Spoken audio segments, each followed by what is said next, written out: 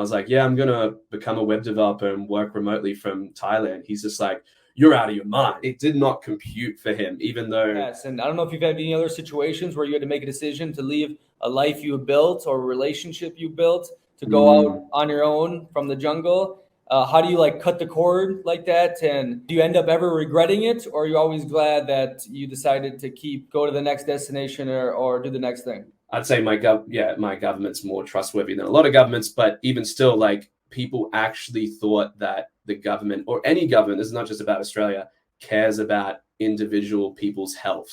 Like I just don't think they're incentivized to care about you, like an individual's health. Like there are so many other things going on. All right, here we go. Back in bold. Oh, another beautiful sunny day in Brazil. I say it every time because it is. It's amazing. I love Brazil. My amigo on the other side is actually currently in Brazil. He's going to see me pretty soon.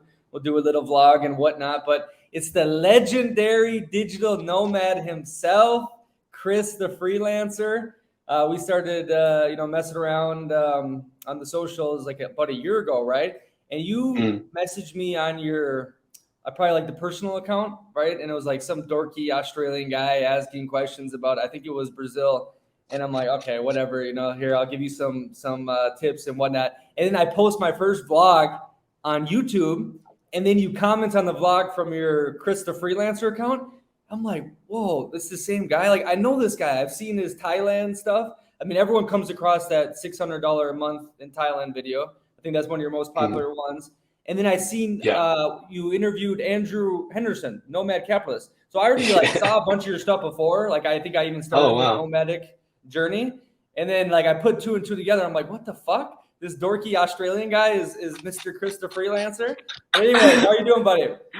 Good man. Yeah, I was like trying to recall like how we first got connected because I know how I first saw you. It was on there was like a full length interview with you on I think he's changed the title of the pod of his like channel now, but it was like was it like no reservations or something like that? No, it was Foreign Um, Strategies, T-Bob. But the other guy was foreign on. strategies. Yeah, he did a Yeah, different thing. The other guy, yeah. yeah. Um, and then yeah, we somehow started messaging, and you're a big reason why I've been considering Brazil. I have some other friends here that have told me that it's a great place that I got to check out. But then you've been fording through a lot of Brazil propaganda, and I'm like, oh, I got to check it out. Like it's my experience with Brazilians outside of Brazil has been great. I love how they're such fun people. Um, and yeah, I thought, well, all signs point to Brazil as a place for me to check out next. And haven't spent a lot of time in Latin America just because I think because I'm Australian and like Southeast Asia is convenient. It's closer to home, better time zone for Australia.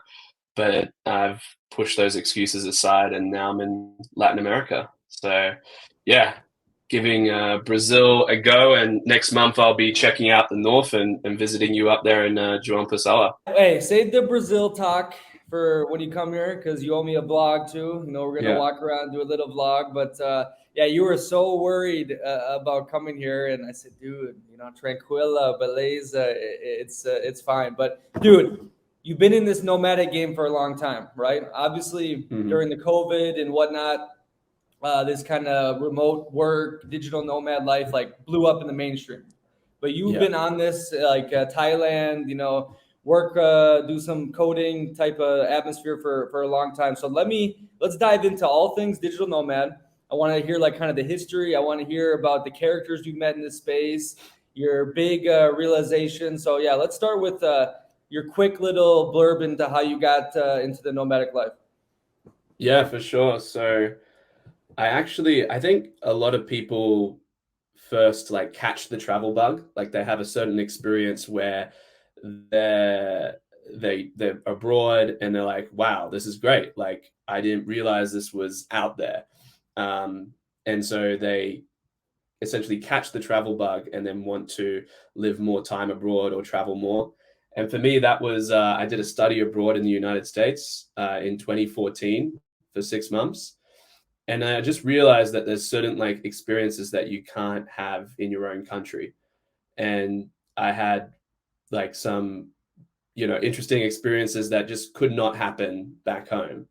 And then also the fact that it's a foreign country, it's going to be more novel to you than to like where you come from. It's just there's a lot of things to like embrace about living abroad and having an international experience. And so when I came back to Australia, I was like obviously still in university because I was doing I was finished my study abroad, but I still had my degree to finish. And I was like, wow, I want to live abroad more, but like I'm just finishing up university. I need to like focus on my career now. What is my career? I didn't even know what I wanted to do because I was studying accounting. And I'd done a few internships, and I was like, yeah, I definitely want to have a good job, but this is not very exciting to me. Um, I wasn't really enjoying sort of the accounting work. So I was kind of stuck in two minds. Like I wanted to be living abroad. Maybe I could like do what was typical at the time, get some sort of like, I guess, low paying, like normal job in a foreign country and just do a working holiday. So like a lot of people from Australia will go work in the ski fields in Canada or something like that, or do some sort of volunteering. But then I was just like, if I continue to do that for until I'm like in my 30s, then I still have to figure out my career later. Like I still wanted to have a career and I wanted to live abroad as well. So I was kind of like, well, let me just do the responsible thing. I'll just, finish my degree, get a job, do the normal thing.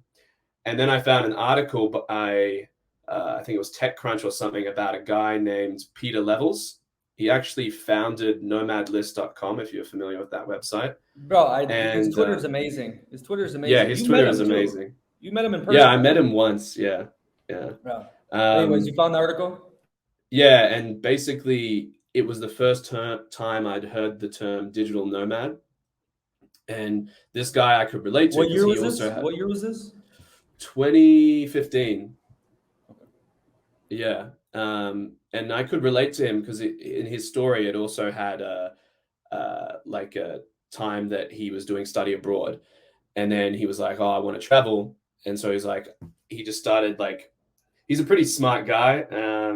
He started making all these different apps and stuff. And while traveling the world, and obviously a few of them worked out, the Nomad list being the most famous one.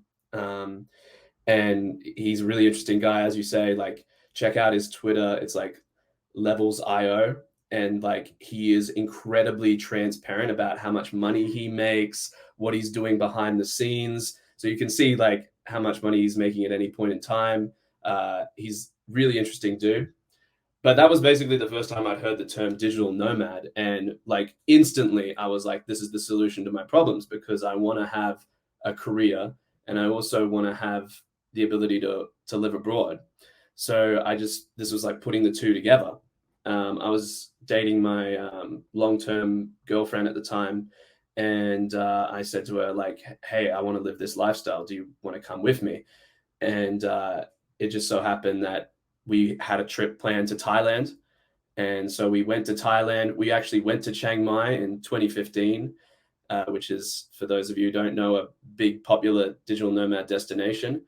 And we went to some of the spots where people were like working on their computers. And I said to her, like, could you see yourself being here working remotely? And she said yes. And about 11 months later, we like packed up our bags and started living this digital nomad lifestyle. So that's kind of the origin story of it. And obviously And a why'd you lot has start happened posting since on the then. YouTube though? Yeah, so when I was doing my research in like 2015, there was basically only blog posts about digital nomads. And I've always been interested in making videos. I used to make videos as a teenager, just for fun, even before being a teenager. Like I made like documentaries about my family's holidays back when I was like 12 years old. Um, so I was really interested in making videos, and then I just didn't have anything to make a video on until I discovered that basically nobody's making videos about this stuff. well, essentially back in 2015, nobody was making videos about this stuff. Obviously, there was like travel vloggers, but they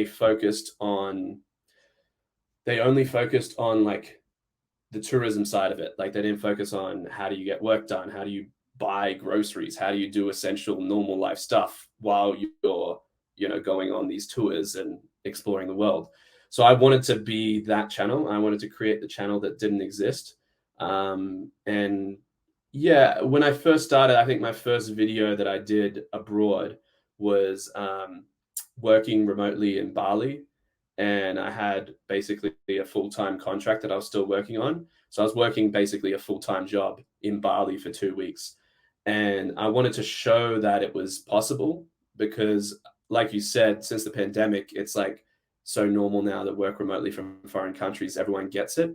Whereas even though technically it makes sense, if you have a computer and an internet connection, you can work from anywhere, it was a hard thing for a lot of people to believe. And so I wanted to like showcase that online, especially for like old school people like my dad, for instance. I was like, yeah, I'm going to become a web developer and work remotely from Thailand. He's just like, you're out of your mind. Like he just did, it did not compute for him, even though if you think about it logically, it makes sense. You just need an internet and your computer, right? But for a lot of people, it just, I guess, was a mind blowing concept back then.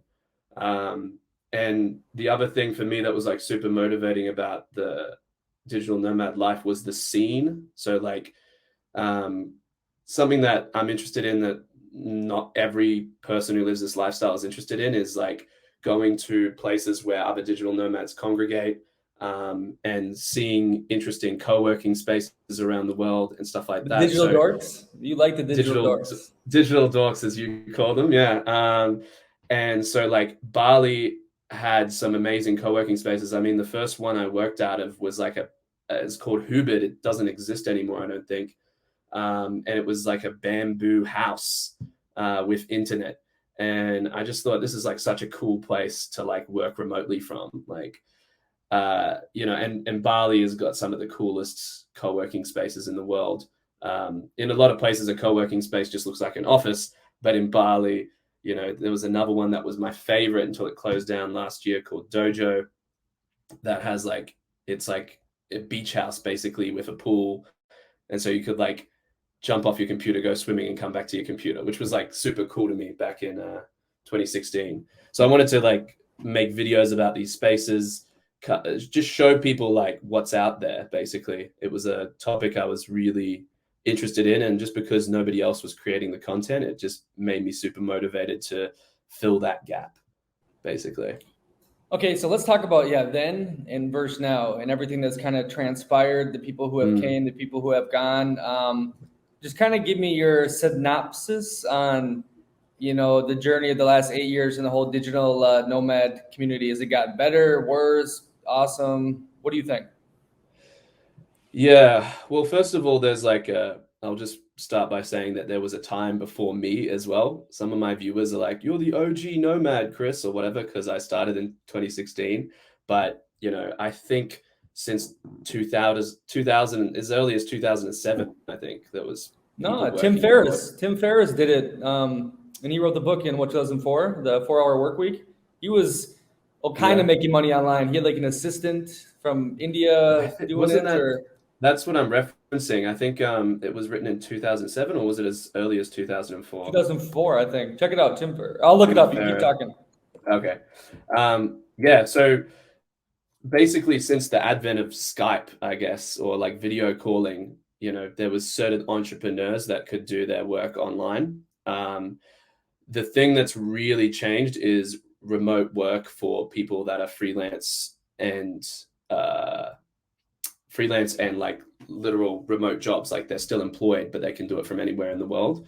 That has changed considerably because when digital nomad lifestyle first started, it was pioneered by entrepreneurs because they were just like that. You could never ask your boss, I guess, back in 2007 or whenever we agree that it started. It's hard to tell, right? But whenever it started, it was 2007. It was 2007. You dropped. There you go.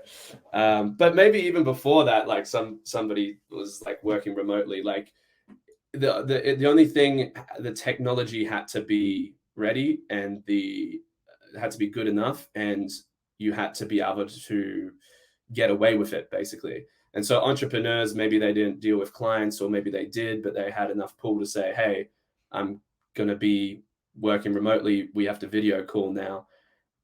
Those were the initial people that were first living this lifestyle. And then now you've got like, it's a lot more, I'd say you got a lot of people that are just like, not necessarily testing it out, but like who like live their normal lives but do it remotely, like work from home, and then suddenly like, oh, this month I'm working from a foreign country, which you see a lot in, I think, Europe, because like Europe, everything's so close together, and it's the, if you're from an EU country, it's like another EU country, you've got like free movement agreement, right? So like if you're working remotely in Berlin as a German, and then you just like, well, next month I'll just work remotely from Spain and then go back to Berlin where you have your normal life. Like that's become a lot more possible. Whereas back when it was just entrepreneurs kind of like living adventurously, they kind of would be not doing that as much. They'd be like either living somewhere completely abroad, or traveling around. And so to answer your question of like overall, like how it's changed, I'd say like it's the people that did it at the beginning were more on the cutting edge. So I felt like, I guess those were more interesting people. Whereas now, like obviously you can find interesting people within this community, but like you said, there is some truth to this. There is some truth to this digital dorks thing, because now it can be anyone, right? It really now, because so many people can be remote workers, you can have people of all personality types and all sorts of jobs and everything. So the scene has become more like normal people, if that makes sense. Yeah, it does, because the psycho weirdo entrepreneurs were doing something everyone thought was impossible, and obviously they got to tick differently or think differently to do it, right? So you're gonna Yeah. see a lot of cuckoo characters, but nowadays, yeah, you meet people that are just the normal Tom and Jerry that you went to university with, that are trying it out, especially like obviously in the hot spots like Playa del Carmen or that kind of area, and Bali, a shit ton of people, right? I've never been to Bali. Chiang Mai, I saw a handful too. There's nothing wrong with it at all. It's just like I told you, and then they all get together, and then they're not like into the culture. They're all creating their own little culture and don't really talk with anyone else. At least that's what I've seen, The bubble. from my perspective. And they all go on little adventures together and hold each other's hands. I remember in Florianopolis 2 years ago in Florianopolis, this American was like in a program that like it's a big group, and then they rent out all your accommodation for you. They get you your co-working space. You have all these events together, and then you go to the next country after all together. It's like a big group going here to here, and they just hang out with each other. I'm like, that doesn't seem like the spirit of a traveler, right? But I mean, it works and it's safe, and I guess Yeah. it's efficient, For me, for a while there, I was wondering like why these groups exist, because I've never had to do one of these groups. I've just like flown to Thailand and figured it out. But it kind of dawned on me later that certain people, that maybe not so much now, because again, remote work is becoming more accepted, but a few years ago, to say to your, like, these are the remote worker people, right? They're like, hey boss, I want to go work remotely in this country. And then the boss might instantly think, oh my God, like they're going to be in, like, for instance, Thailand, right? Some people think it's the jungle, right? So they'll be like, oh, they're going to be in the jungle, and like they're going to be like playing with elephants and not getting any work done. And there's going and to be power ladyboys. outages and all this sort of stuff, right? Whereas I think these organizations like Remote Year would be one of the, probably the most famous one. If you can go, hey, I'm joining this remote work program, there's this company behind it that's going to guarantee everything's secure, and I'm going to be there with 20 other remote workers. So, like this is an actual program. I'm not just running away. I think that's a lot easier of a sell to like an employer. So I think that's, and then also people like, I've met a bunch of people, or not met, but like got comments from a bunch of people that are like legit scared to travel. So like this more sheltered sort of like um, training wheels travel style is something that is still like outside their comfort zone. Like it's still adventurous to them. Um, but for me, I think it would be, I'm open to it, but for me, I think, especially given the experience that I've been doing this since 2016, like it would be too like sheltered for me probably. Like I just wouldn't need all that support, you know? No, you make a lot of great points. I think that is especially Americans too, with the scared to travel, and then you get that's where a ton of remote workers are from, right? I think there's a lot Yeah. of money in remote jobs, and I think I saw the stats. There's more digital nomads in America than the rest of the world almost combined, or it's close. And but I like Yeah. what you said. It's so easy to pitch that to the boss. Like, okay, he's not going to go get lost in freaking Thailand with the lady boys and the elephants and Patong Street, and he's actually with a group. You know, everything's guaranteed. Like, you're right. That is definitely quite Yeah. smart. Okay, let me ask you. What kind of characters and legendary people have you met in this space throughout your journey? Tell me some interesting stories with it. Oh, it's a tough one. You met that Christy, right? She's pretty big. Christy, traveling with Krista. Kristen? Kristen, yeah, No, no. I mean, I've met some YouTubers. If you're interested in YouTubers, yeah, yeah. I guess I one of my first like favorite YouTube channels, like a huge fan of, was a channel. I think you would like them if you haven't already seen them. The Budgeteers. You ever heard of that channel? Yeah. So yeah, my friend Patty. Well, he's now my friend. I was originally a fan, and the Budgeteers was this YouTube channel. The first two series they did, they basically, the first series was in Southeast Asia, and then the second series was in LA to Central America. And basically, these guys were on such low of a budget that they would couch surf everywhere. Yeah, so the channel's changed a little bit now because it's gotten a bit like normal. Like the latest series is just like a normal travel video to Italy, right? But they do talk about budgeting. Whereas like series one and series two, like was so adventurous. Like I wouldn't do it. Like I wouldn't hitchhike from LA to I don't know where they ended up in Central America, Nicaragua or something. They hitchhiked all the way from LA and then they couch surfed as well. And then you just end up having these wild experiences that just was so adventurous. And so that was very interesting to me. And then obviously being on YouTube as well, it's like easier to connect with other YouTubers. You can watch each other's channels. And I connected with Patty in Chiang Mai in like 2018. And then now, since the pandemic, he's started his own YouTube channel, which I think is bigger than the Budgeteers channel now, where he like typically motorbikes around places, like he goes on motorbike adventures. So he's really cool, interesting guy, interesting Hey, content what happened creator. to that couch surfing too? Didn't they just totally fold during the pandemic?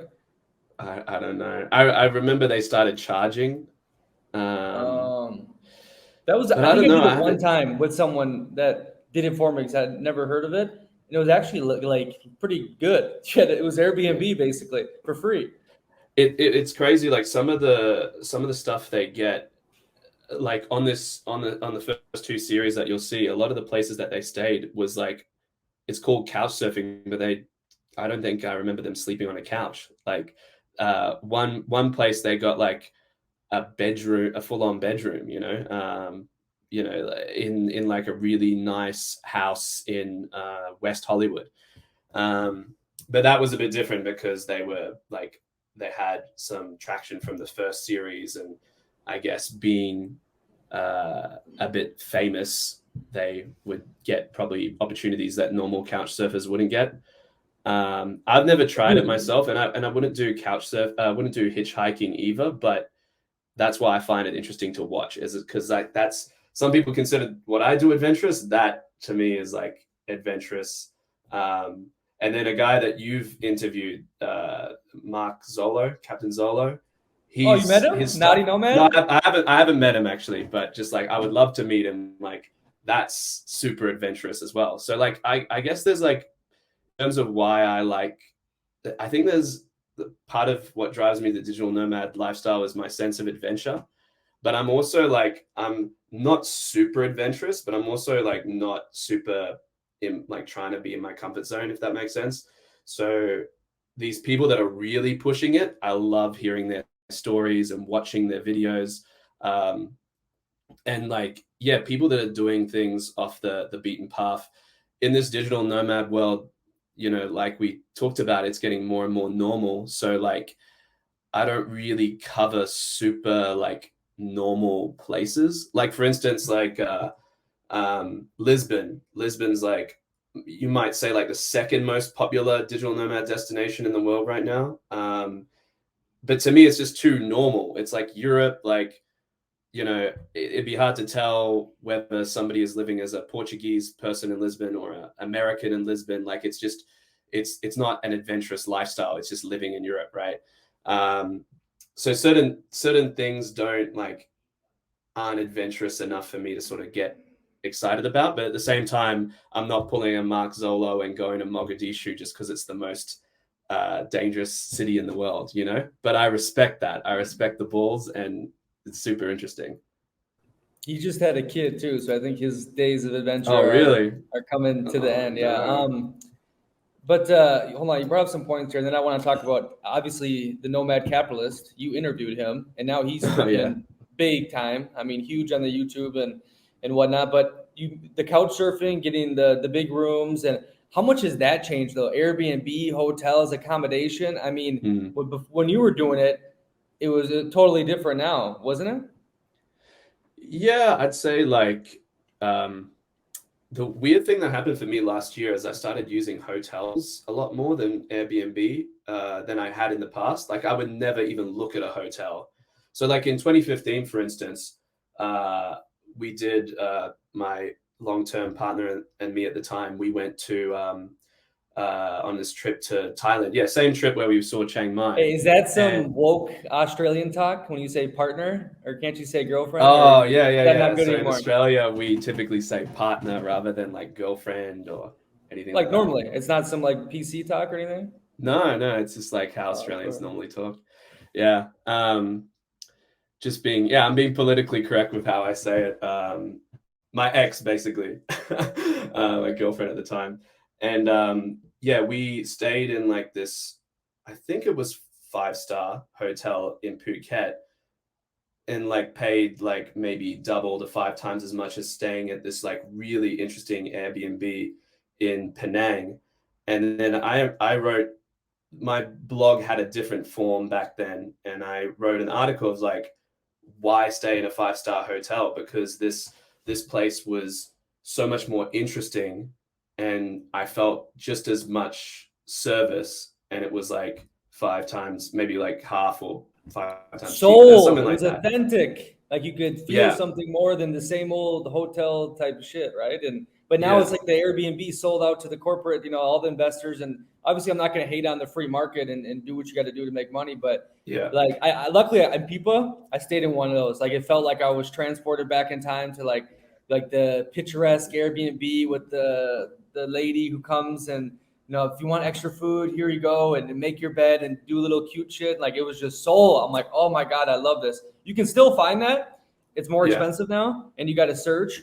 But I think it's just a crime what happened. Now here's what I do though. I go to Booking.com and Yeah. I find like the bed and breakfasts, like the mom and pop bed and breakfast. Okay.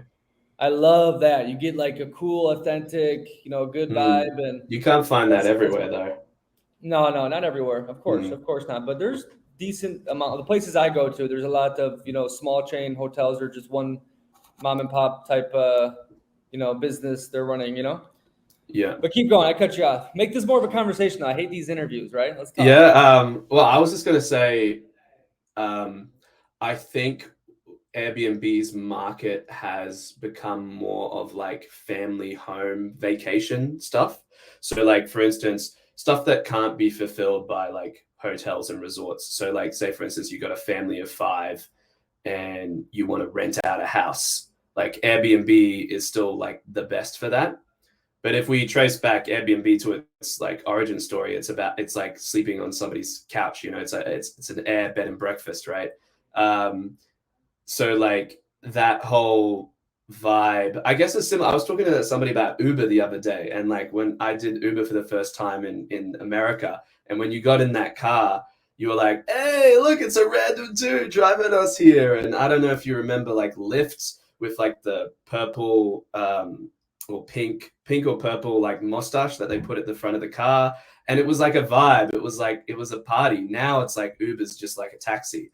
And you know, like here in Brazil, everyone uses Uber, and you just jump in. It's like, hey, boa noite, boa noite, But I and love you that. get I mean, I don't care. Like everything gets corporatized usually. Like giving these great, cute mm, ideas. But I love Uber because I've been ripped off so many times by taxis, and I appreciate you, Uber, for making it. This is what I pay. I know exactly what's going on. yeah, Like it's amazing. Dude, taxis. I can't stand taxis. Like especially in Italy, because there's no Uber in Italy. Maybe they changed recently. I don't think really, so. It's literally the mafia. The mafia that runs the taxi industry, and they just screw over everyone. And I'm like, dude, I've lived here. Like, you can't fuck me over like this. Like, what are you doing? And they don't care, bro. They're ruthless. So I do appreciate Uber, even though it's gotten corporatized like everything. so get a scooter in Italy then. Well, but you were in Sicily, weren't you? Yeah, I went to Taormina, which was we only needed to take a car once because it's a pretty Tormenia, small town. Tormenia, What's that? Tormenia, Taormina? It's like a T the hilltop A. one, right? Yeah. Yeah, yeah. I thought it was Tormenia. It Oh, was like the old place where all the celebrities used to uh, go in the 50s, Hollywood. maybe I'm pronouncing it wrong. Yeah, but Me too. it Fuck was it. stunning. It was stunning, and we only took a car to go out to like a gorge, a stunning gorge, like outside of the town. But other than that, we just like sort of stuck in the area, and there's like a beautiful like cable car that takes you down to the beach. Yeah, so actually, Italy is a place that I'm definitely interested in going to. Maybe we can talk about it when I visit you next month.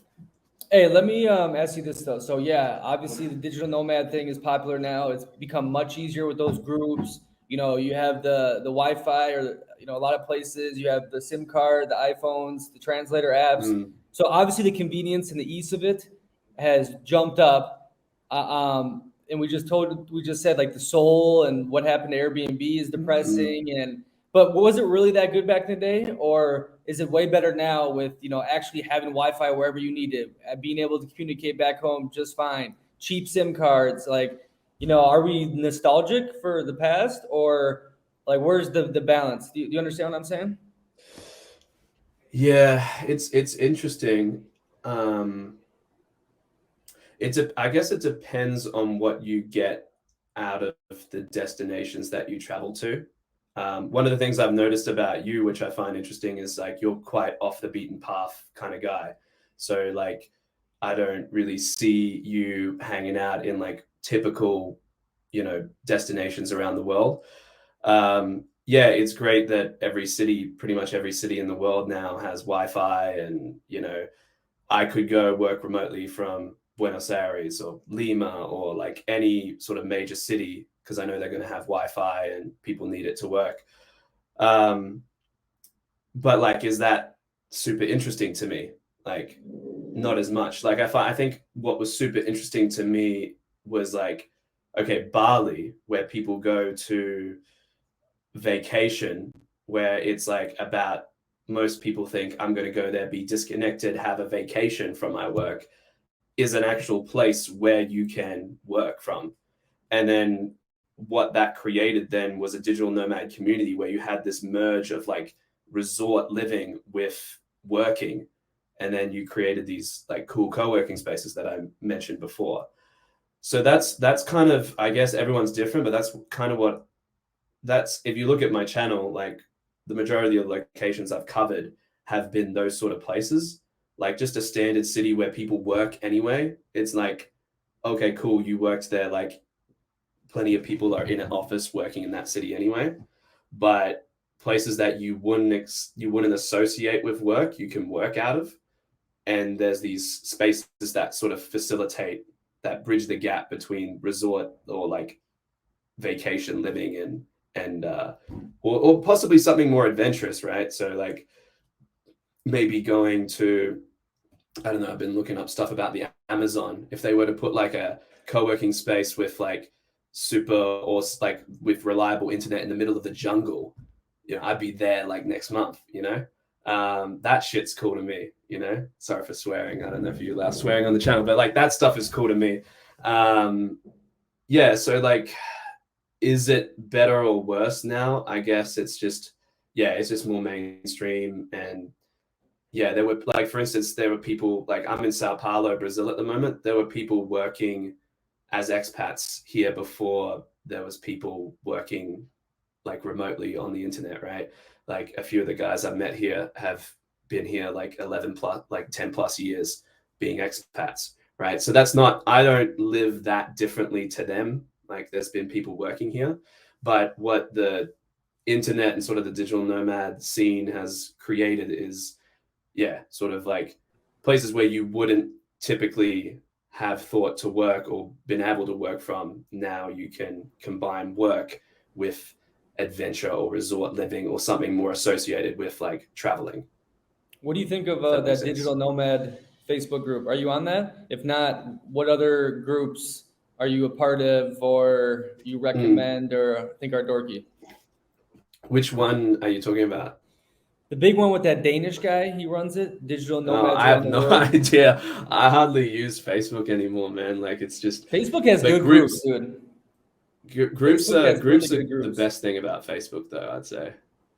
Yeah. Yeah. What about the Reddit, the subreddit, digital nomads? Like, are No, you on no. any of these kind of So, things? so initially when I started living this lifestyle, Facebook groups. So like how I've met people in the past has been through Facebook groups that are specific to a destination. So like for instance, there was like Chiang Mai Digital Nomads Facebook group, and they had like a weekly meetup every week. So I started going to that.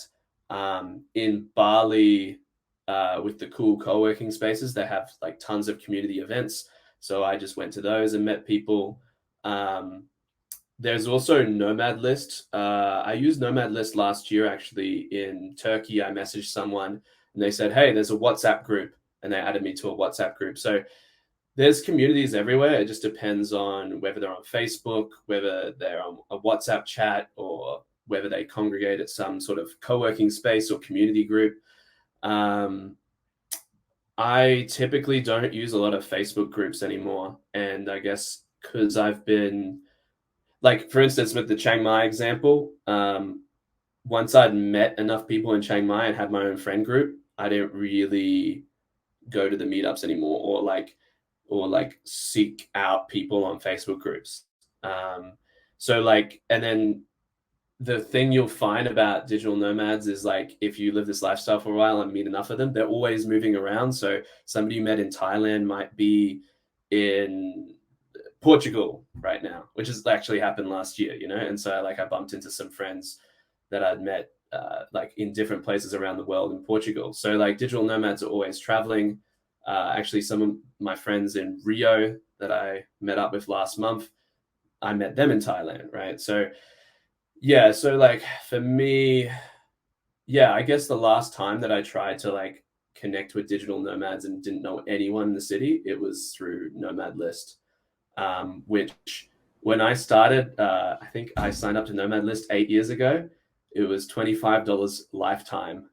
Now he keeps changing the price, so I don't know how much it is. But if you're going to use the community aspect of it, it's probably worth. I don't know how much it is, but it's probably worth it. Um, but yeah, I wouldn't be buying it just for the list. Yeah, I gotta start maybe meeting up with some more of the people. I like meeting the locals or meeting like randomly, not on the internet and whatnot. Like I had a great time recently in that Cambodia when I met these two Russian dudes. And we ended up Yeah, spending like the next, like 2 months doing crazy shit. But it wasn't off some digital nomad group. It was more like authentic. And yeah, I don't know. I just love diving into the locals, meeting the local type of people. yeah, But I man. think that's some sort of psyche thing with me. Like, I don't know. Like, why don't I like these kind of people? There's got to be something of a reflection on me of why that is the case. So maybe I should Nah, psychologically analyze myself. Analysis. I get it, man. Like part of the reason why I follow your content is because you're more like that. And we were talking before about the like certain people needing these programs to excuse me, to travel abroad. I don't like need that. Like it's well within my comfort zone to book an Airbnb, find a good area, book an Airbnb, sign up to a co-working space, and then just like do my own routine, right? Whereas the same sort of can be said for like socializing and meeting new people. I am not as like confident and adventurous as I would like to be with that sort of stuff. So for people like me, the online way is a little bit less friction, and to the point. But I definitely agree that like some of the best experiences will be from people you just meet out or like just by putting yourself out there. And definitely in terms of like meeting locals and stuff like that, that's been a criticism of me on my channel before is like hanging out a lot with foreigners and not really meeting local people. Um, to be honest, being single helps with that because if you like meet local women, that's like a way to meet locals. Obviously, when I was in a relationship, I wasn't like hanging out with local women. Um, yeah, you can see why, right? But like like being single, I think pushes you to meet more locals in the form of the opposite sex. But it'd be cool to meet more like locals and people that are just like not so much like online putting themselves out there to meet, but like just chance meetings in like bars and stuff like that. So I think that's actually really cool and great way to meet people if you're more like outgoing and confident type. Well, I'm lucky too. I mean, 4 months a year, I'm thrown into that situation with the locals, with the football, So I Yeah, get nice. blessed, like getting myself put in there and understanding. There's some struggles that involve that, but yeah, I 100% agree. But okay, loneliness. Yeah, that kind of brings up that topic. How have you dealt with the loneliness bug? And I think it goes into the people that even start Mm. doing this. Like something is weird. Like why the fuck did you leave home? Why are you living in these different places? Like there's something weird in our brains that allow us to adapt to loneliness more. Give me your thoughts on that, and then also how you deal with it when you feel it, etc. Yeah, it's a tricky question to answer. I think uh, like for instance, some another content creator in my space, Riley Bennett, I've collaborated with a few times. He has a digital nomad channel as well, and it's more like merged more. He started living in Thailand. It's more merged towards business. But somebody asked him like, "How do you deal with loneliness?" And he sort of broke it down into three categories. I think it was like friends, like love, and like greater sort of community. I think and so he has a really strong like guy group, I guess. So like he doesn't have to. I guess he feels less lonely on like the love and like having a partner or a girlfriend, as you probably prefer to call it. Um, so it and then there's like the community aspects, like how like many like people that are not that close that you're hanging out with, right? Um, I think loneliness is more of a feeling than a amount of people you're hanging out with, or like how off or like amounts or how often you're hanging out with people. For instance, if you hang out with a bunch of people that just aren't your people, that can often feel more lonely than having one friend who you feel at home with and you get along well with, right? Um, I've definitely been in situations where like for instance, a workplace where you don't really care about your job, and then you have that. I don't know how if you've ever experienced this or how long it's been since you've experienced this, but working at your day job and you sit down with all your co-workers who you're Never, forced to and I meet. never will either. Yeah, you're supposed to mingle with because you work with them, and then you just sit there eating your lunch and pretending you're all friends, right? Like to me, that's like almost a lonelier experience than being like in a country abroad, right? So for me, I guess one thing that's important to me, and one thing I noticed actually, because something that's different to my story that's to a lot of people, like a lot of guys, is the first 2.5 years I did the lifestyle with a partner, with a girlfriend. And I didn't know what the difference was like, right? Because I'd always lived this lifestyle. For 2.5 years, I lived the lifestyle with her. And I didn't know like what the lifestyle felt like without her, right? And then once I started, experiencing digital nomad life without her, I was like, oh shit, now I'm having every meal, like having a lot of meals by myself, doing a lot of things by myself. I'm not sharing the experience with one person on a consistent basis. So for me, I guess that's the most loneliness that I experience, is that I miss those days. I think for me, a lot of guys like being single and traveling the world. For me, I think I've had the experience of both, and I definitely prefer sharing the experience with someone. So yeah, like I am looking for that, but it's very difficult to find someone that, you match with on like a lot of different metrics, but also wants to live a lifestyle like this. Um, I remember back in Sydney last year, one of my friends was like, yeah, good luck trying to find a girl that's going to want to be nomadic. But yeah, like that's for me. I mean, like, how do you deal with it? I guess it's just all pros and cons. Like, I would be single if I was back in Australia as well, or like not living this lifestyle. And I guess it's just like some people will, when I say like, oh, like when obviously I'm promoting this lifestyle and traveling and all that sort of stuff. Some people will be like, what about this? What about this? Listing their excuses of why they can't do this. And for those people, that's a lot of those excuses I look at, I'm like, what?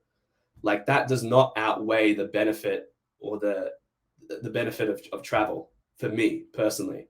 But for them, it might, right? Like, maybe they have a physical possession that, and I guess is getting a bit of tangent to what your initial question was, but it's I guess what I'm saying is like weighing up all the different things of your life compared to this life, like your life back home compared to this life.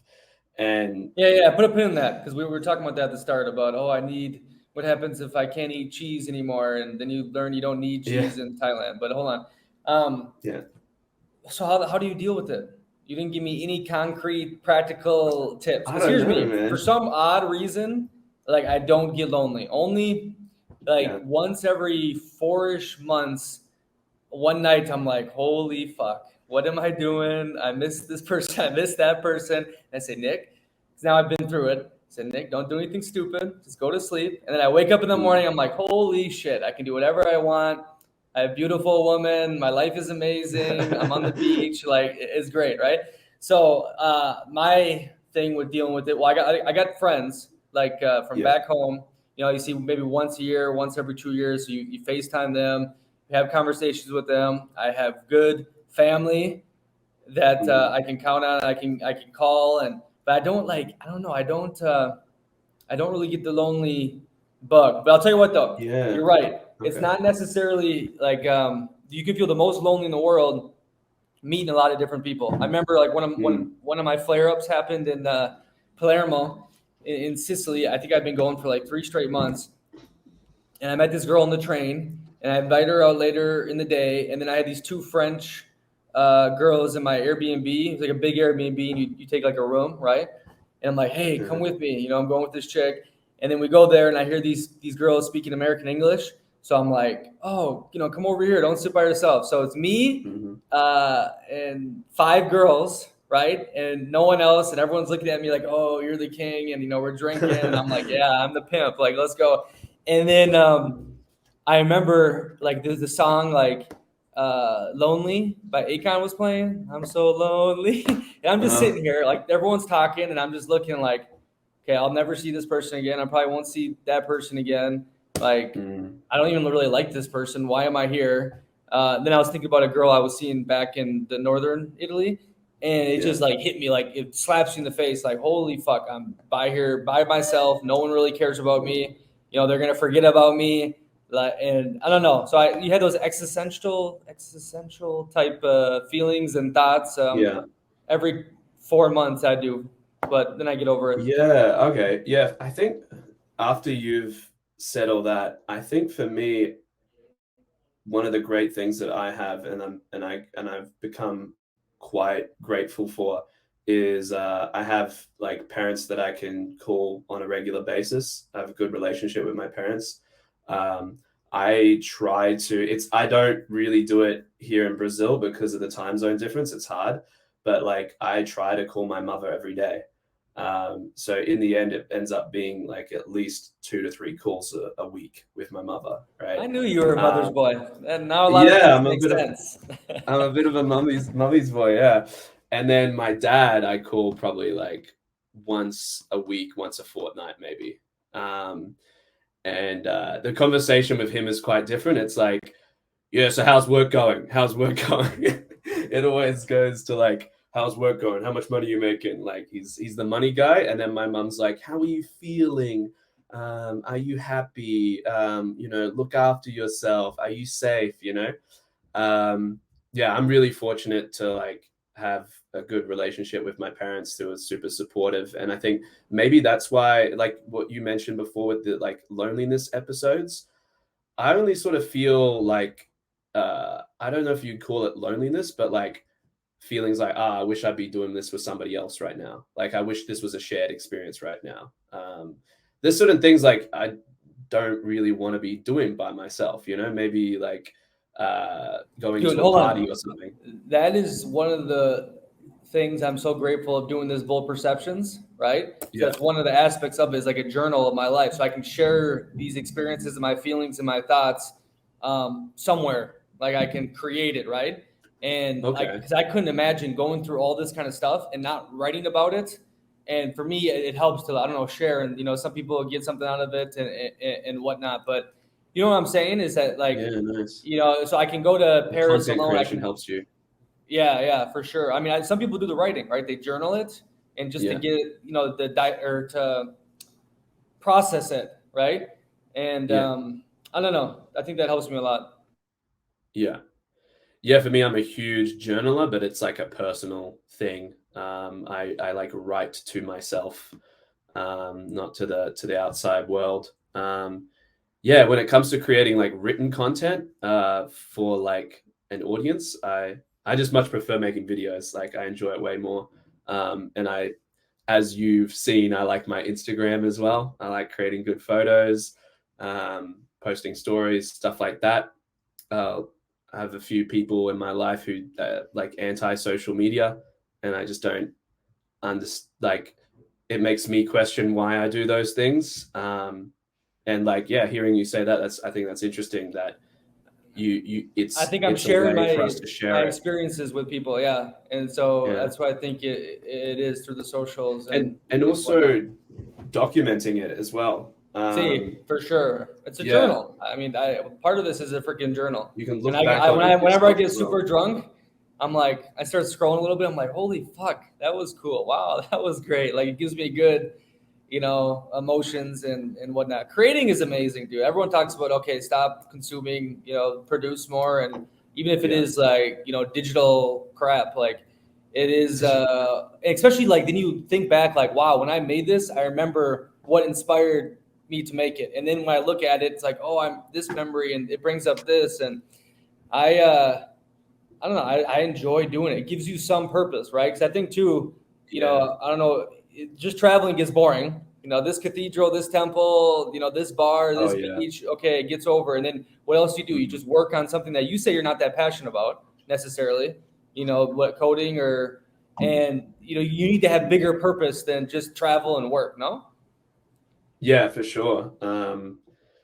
Yeah, that's why like when I first started my channel was like I look fondly back on that time because I was just so inspired, and it did give my travels a lot of purpose.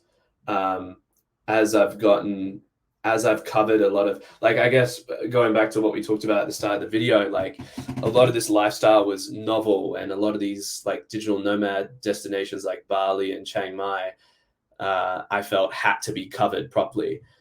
But then after a while, like even though the digital nomad world is expanding, there's not like new Balis popping up everywhere.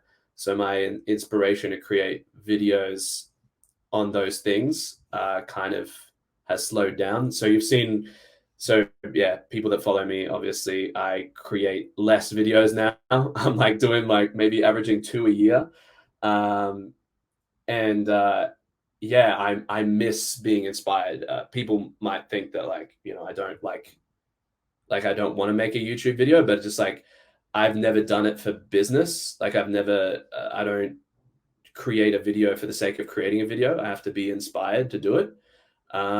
So yeah, like I miss making videos as well. It definitely gives a sort of purpose. I think I do a bit more Instagram now, which I enjoy.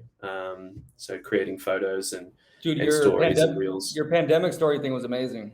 That was really done Yeah, thank well, you. and it's so stupid though, like how something that amazing gets nowhere near the amount of views as $600 in Thailand. Like that's the one thing I dislike about the social media is you could Mm. produce or create something you think is so special, so unique, and some guy doing the NPC talking, gang gang gets billions in views. It's disgusting, right? But shit, Yeah, Picasso didn't get the recognition until after, and then he died, and the painting started getting sold for a lot. I do have a question though. You don't need yeah. to say if you don't want to. What were you making on those YouTube videos back in the day? Were you surviving just on that? Because that was before No. Ad Apocalypse. Oh, was it? I don't think. No, no. So like the one thing I've noticed. So I have a channel now, a coding channel that's like it's got Chris the Freelancer in the name as well, but it's all about like basically teaching people what I know about what I do professionally, and that makes more money per month, I think, than most months that my bigger channel made. Really? And the reason is because like advertising rates are based on what you Yeah. can sell against that Okay. video. So think about the people that are watching living under Yeah. $600 in Co- Thailand. Like yeah, they the clearly codes. don't have a lot of money to spend, or they're trying to not spend a lot of money.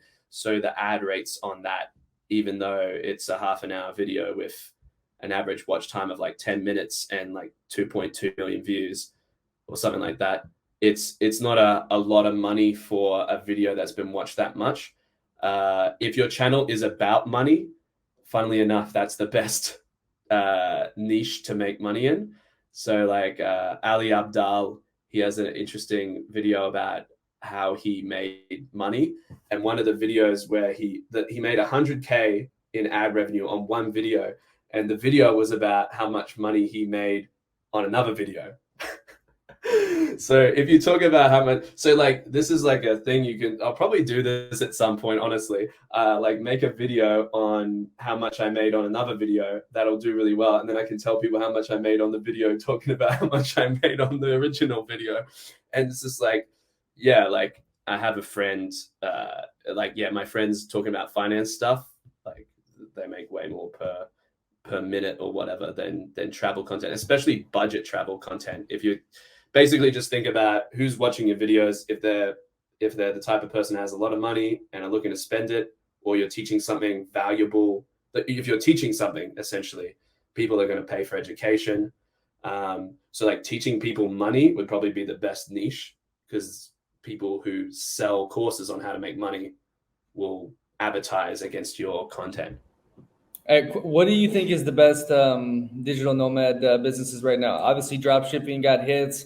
YouTube is not super Mm. easy. Is it copywriting? I mean, but that's over. Andrew Tate's little war room thing blew that up. I mean, dude, I help out real estate agents, right? Yeah. And I have social media accounts, and my God, they attack real estate agents because one, think they're older people that don't really know the internet. They usually make a lot of money if they've been in the industry for a while. The commission off selling a home in the USA is very nice. And these Mm. kids, they're all little kids. Just, hey, do you want more leads, or can I increase your content? And they constantly DM. And I believe it's from this Twitter money, and then the Andrew Tate copywriting thing. Mm. Because copywriting is the biggest thing in the world, and that they're teaching that like crazy. But anyways, what do you think is the best Wi-Fi Mm. money ways right now? Yeah, so I think my advice is going to be similar to another guy I follow in the space called Arlen Moore. Um, Him and I both agree that like what everyone else is doing is probably not the best solution, like the best business for you. I think that it's too cookie cutter, like how to make money online. Like, yeah, like if somebody's selling a course, yeah, anyone can make money online doing this course. Yes, that is probably true, but should you be doing that? Maybe you should be looking at your strengths and your experience, right? So look at my philosophy is like don't throw out regular career advice just to make money online. So like what existing connections do you have? What existing skills do you have? What is it you actually want to do? So like, follow sort of standard career advice. And I think entrepreneur is a career. Like some people don't actually want to be a career entrepreneur or are not suited to that. And some people like, for instance, in my industry, there's definitely people that are more passionate about web development than I am. And for them, like, am I going to go tell them to start drop shipping or something like that? No, like if they're passionate about web development or coding, 100% you can make money from that. Like obviously I do, but like somebody else is going to hate being a web developer, just like not every business like e-commerce or uh, copywriting or whatever the other ones you mentioned, not everyone's going to love that. So I think you need to like look at what you enjoy doing, what you are good at, what assets you already have. Like maybe you have a network that you can plug into. I mean, I don't know how you got into what you got into, but it's not a typical business, is it? You probably didn't listen to some guy online who said, "Hey, advise real estate agents," right? Maybe Or you did. the football thing too is not typical. That's Yeah. how I first got to start living overseas, is playing the professional thing. But yeah, you're right. Yeah, it was Yeah. basically all of what I already done as a kid or grew up around, and now what Mm. I heard online for sure. Yeah. Yeah. So it's not like a simple answer, but I think the answer is more powerful. Like for me, I found an intersection of my skill set in terms of I can create videos and I can also do web development. So when I put the two together, I realized like, oh, I can create really good videos on web development. And so like a lot of, you know, my courses on Skillshare.com get great reviews. I'm a top teacher there. My coding videos on YouTube, get great sort of comments as well. The like percentage is basically 100%. So like, no, I wouldn't go Do you around sell telling stuff on everybody. those YouTube videos? You just sell Well, affiliate I'm links or what? yeah, at the moment I've been heavily relying on Skillshare, but since the pandemic, their business is struggling. So I'm looking to self-host. That's my new thing. So Oh, okay. I'm be putting out some courses on my own website soon, and trying to build out my own school, basically my own sort of Skillshare. That's just my courses basically. Dude, let's talk. That'd be interesting to if you're gonna do that. But hold on. My question is Skillshare. How do you get on Skillshare, by the way? They invite you, or can you just hop on there and say, "Hey, what's No, up?" no. So I found out the inspiration for Skillshare for me was Sean Dalton. If anyone knows him, he's a photographer influencer. I met the guy in Chiang Mai, and yeah, he was just a photographer. I don't think he had a YouTube channel back then. Started creating content on Skillshare, and he went on a podcast saying he was earning 2K a month on Skillshare, and back then broke digital nomad living in Thailand. I was like, 2K a month, like I'd be happy with that. So I jumped on it, and I made one course, and honestly, I was like reluctant to sell something online. Like I felt like a lot of people, when you build some authority, you get some haters, and like few people had told me like, "Oh, digital nomad scammer." I'm like, I'm not even selling anything at the moment. Oh, you're selling this lifestyle. I'm like, I'm not even making money selling this. Like, check out my, as we talked to before, my YouTube. like great. I made $20 on this video. Yeah, I'm making this video to scam you, right? And so I was a little bit nervous about I was a little bit imposter syndrome. Oh, can I teach? Like, what am I going to get hate for this?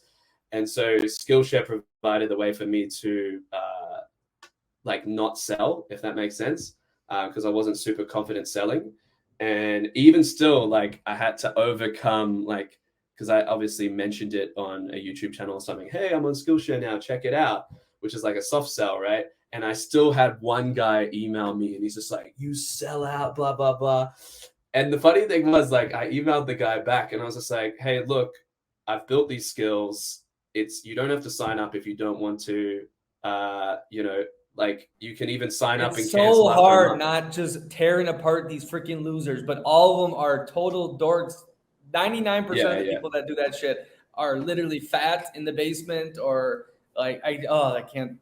And I'm not nowhere as big as, you were cooking on the YouTube for a long time. I couldn't imagine the comments I would get if I had a 1 million view video, and I would but I've gotten better at it now. I just kind of laugh at it, but I've seen it a lot on Twitter, bro, because I'm on this Twitter messaging people. And some of these people, they are so freaking stupid, and they act like, maybe it's me too, they know a lot of stuff, but they're talking about things I specifically know with the biggest macho alpha personality ever. I'm like, dude, it's the internet is funny. And that's why I like people who put their face on there, because then you can say what you want, because you're actually throwing yourself out there, right? But a lot of these dudes, they don't do it, and I can't. It's just yuck. I totally agree. Your brain, hold on. Your brain consciously can say, why would I respond to this freaking loser? This is a nobody, probably in his mom's basement, fat, old, bald, right? But subconsciously, it's the community going against you, or it's negativity, and I don't know how famous people do it. You got to just shut your brain off. It's crazy. Yeah, I totally agree with that point on if you don't show your face, you're not entitled to an opinion, because I think it was David Bond is somebody I've hung out with in the past, and he gets a ton of hate if anyone knows who he is. And one guy, he was like, oh, I'm not going to argue with somebody who doesn't have a profile photo. And then this guy literally argued why do I need a profile photo? And then it got me thinking. I was just like, how can you have any legitimacy as to what you're saying without any identity? I think it's I think to have an argument, you need to put your identity behind it.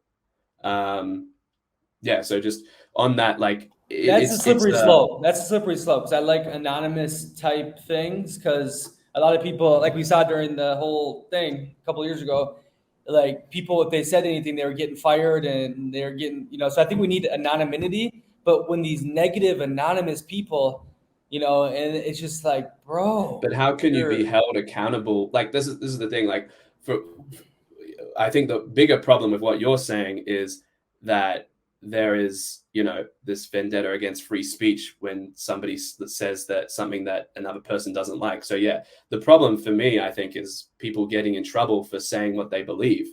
I'm pretty pro free speech. So if somebody says something stupid, let the community judge them as stupid, rather than try and withhold their viewpoint. And especially with COVID, I don't think anyone's viewpoint, whether they were skeptical of the vaccine or the lockdowns or anything like that, should have been silenced. I think that was huge violation of free speech. So the issue is we should be, I believe we should all be able to say what we want and attach our identity to it and not get canceled. And so it's not attaching our identity as something as a defense against not being canceled. But then I just can't hold on. I think seriously without an identity. I get it. I think it's when they're specifically at a person, being a little anonymous fuck is annoying. But if it's a bigger societal issue, we got to be able to allow people for sure to say anonymous things about how they really feel, and not what their community is going to think of them and whatnot. So I don't know. It's a slippery slope. It's a balancing act. But these people that are anonymous, well, here's the problem too. Back in the day, you couldn't do that, right? Yeah. Or maybe you could write an anonymous letter. But if you want to say something to someone, you can say it to their face, but you might get your ass beat, right? And now you got these little probably 13-year-olds too, just reckless, and you got to train your subconscious to just laugh at it, you know. And Yeah. God, I've caught myself like about to write up something crazy. I'm like, wait a second, I'm on the beach with a beautiful girl drinking vino. Who the fuck is this guy? Why am I wasting my time? Like I should be The enjoying this other, tropical paradise. yeah, I've been there as well. And then, but the other problem is like they're going to assume you're a hater too. And that's why, like, sometimes I've wanted to say something like constructive criticism to like a creator. And I'm just like, he could take this the wrong way. Like, he could be like, this is a hater. And I'm like, literally like a fan just trying to like say, you should have done this better or whatever. Or like, I didn't like this, you know?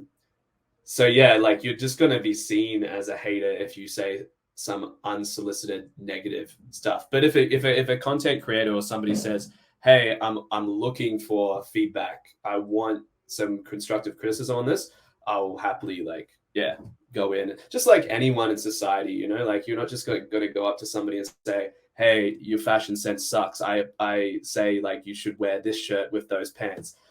Obviously that's probably not going to go down well. But if somebody's just like, "Hey, what do you think of this outfit? Like, I'm not sure about this shirt pant combination," then like you're not going to feel bad about saying, "Well, actually, I think you should wear this shirt instead," sort of thing. Yeah, Speaking of so this that's topic, kind of where.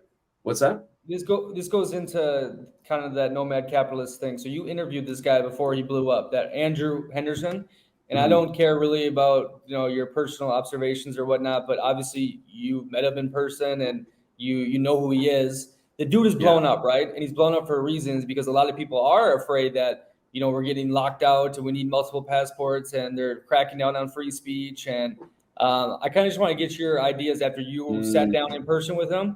One thing I do want to know though, do you think he's just trying to make money or does he actually believe in what he's saying? I believe both that he wants to make money and he believes in what he's saying. Yeah. Oh man, when Because I the met the and issue is people say he's a fear monger, or he's literally, nah, but that's marketing. Yeah. yeah, I still watch a few of his videos, but I don't really have any criticisms of him at all.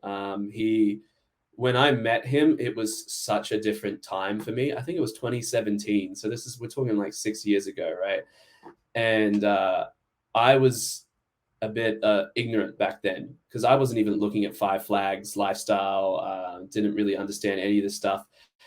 But the question that I'd keep getting asked on YouTube over and over again was like, "What are you doing for taxes? What are you doing for taxes?" And without going too much into detail, like I'm Australian, so like the majority of my audience is American. If they ask me what I'm doing for taxes, it wouldn't even apply to them. Plus, like the in Australia, there's not many things we can do for taxes unless we move, like we get a residence somewhere else. All right. So without getting into too much detail about that, I was just getting the question about taxes often, and I was like, well, the majority of my audience is American, and this guy Andrew Henderson seems to know about taxes, right? Like he's the offshore guy. But then when I interviewed him, I realized like it's just so much more than what are you doing for taxes? You know, it's like multiple passports, it's residencies, it's freedom, it's this and that, right? And so I think I don't even want to go back and watch that interview because it'd probably be like naive, ignorant Chris asking him like, "Hey, so what does everyone do for taxes?" And then he was just like, "Well, go where you're treated best in multiple areas." And I'd be like, "Oh, How did okay." you Like get that interview? How did that come about? I just contacted him and like his assistant was like, "Yeah, like yeah, he'll speak to you." I think back then and even still, he's very like you could possibly interview him. I don't know, like even at your level of Now like he's followers and huge. everything. Maybe not right now. Maybe we'll got to get a few more subscribers on the board. But my friend Jason interviewed him as well. Like he's pretty open for interviews and getting his message Yeah. out there. But And I back then guess he was tiny. You were probably way bigger than him back then for sure. in terms of like yeah, maybe YouTube channel, he might have had a smaller channel than mine. I don't quite remember, but I just remember being quite ignorant to the world of what he teaches. To me, it was just like I just wanted to answer the question from the audience. what about taxes? What about taxes? You Hey, know? so now what do you think though about all his messages about, getting freedom and, does the West kind of falling apart and freedom of Mm, speech and, the digital nomad life, but five flags, all that kind of shit. What is yeah. your more smart thinking now? Yeah, well, I follow him and one other guy. I guess it's another incentive to live the digital nomad lifestyle or to be location independent. I follow this other guy, Caleb Jones. I think you know him as well. And he's like he doesn't talk about being a digital nomad. He says you got to be location independent so you can leave the collapsing West. And I'm like, oh, this is an interesting perspective. For me, it's always been like, I want to live abroad. I want to have different experiences. I want to travel. That's why I want to be location independent. But for him, it's like, it's not about that. It's about leaving. He has funny names for every like cuckoo Canada, authoritarian Australia, like what's the other one? Like, yeah, he has like psycho Europe or something like that. Like he has names for all of them. And then he says that like it's really bad. I'm not like super negative about the West, to be honest. I think for a lot of people, the pandemic has shown just like I think before the pandemic, I was like, oh, whatever. But during the pandemic, like for instance, Australians weren't allowed to leave the country. There were like tens of thousands of Australians that were trying to get back into Australia that couldn't. To me, this is a It was violation of as our crazy rights. as the news made it be, right? Australia it seemed like it was bananas from the news that I saw. But you know what's crazier to me than that, and again, this is just my opinion, but what's crazier than that is just how much Australians agreed with this.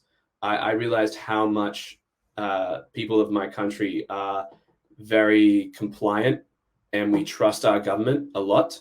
I mean, we have more reason to trust our government than a lot of other countries where corruption's more prominent, right? Where the people don't trust their government at all. I'd say my government's more trustworthy than a lot of governments, but even still, like people actually thought that the government or any government, this is not just about Australia, cares about individual people's health. Like I just don't think they're incentivized to care about you, like an individual's health. Like there are so many other things going on in the pandemic, right? And there were a lot of bullshit rules in Australia. Like the one that I can think of the most that was just complete bullshit was one time there was a rule you couldn't stand up in a bar. So you could go to a bar, but you couldn't stand up. And one time I went to some guy had a birthday party at this bar, and I rocked up a little late, and I said, "Hey, I'm here for this birthday party," and they're like, "Oh, I don't know if we have room," and I was like, "Oh, well, can you fit me in?" Literally, I can't. They said yes, and I came in, and because we couldn't stand up, I had to squeeze into like a chair like this, like a couch, a long couch. I had to squeeze in, and I was literally like this in between people because I couldn't stand up. The most counterintuitive way to stop spreading COVID by squishing people together on a chair.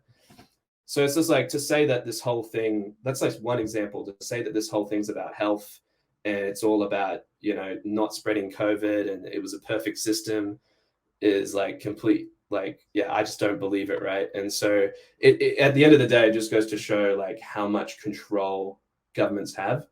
So I guess to summarize like where I'm at in terms of like five flags and all that sort of stuff, I'm not like super scared of the West or trying to escape Australia, but I am definitely thinking about it. The one thing I've said to people is if there's another pandemic, I'm just not going to go back to Australia.